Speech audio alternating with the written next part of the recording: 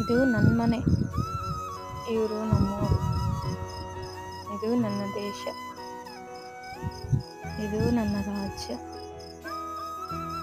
ಇದು ನನ್ನ ಆಸ್ತಿ, ಇವನು ನನ್ನ ಮಗ, ಇವಳು ನನ್ನ ಮಗಳು, ಇವರು ನಮ್ಮಮ್ಮ, ಇವರು ನಮ್ಮ ಅಜ್ಜಿ, ನನ್ನ ತಾತ.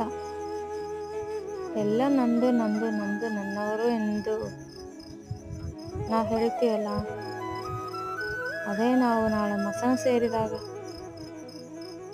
ನನ್ನವರು, ನನ್ನ ಗಂಡು, ನನ್ನ ಮಗಳು, ನನ್ನ ಮಗ ಯಾರೂ ಬರುವುದಿಲ್ಲ.